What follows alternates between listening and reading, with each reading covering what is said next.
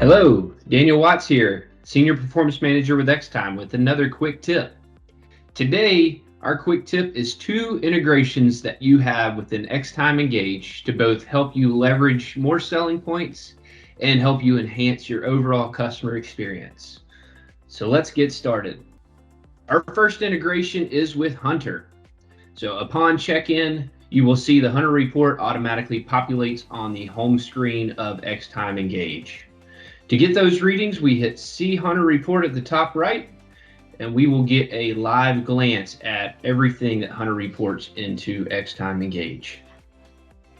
Our second integration is with Dealer Tire. So we are going to come down to our shopping cart where our service and packages are listed, and we will see that there is a tire tab. The only thing to do in here is to select your tire size.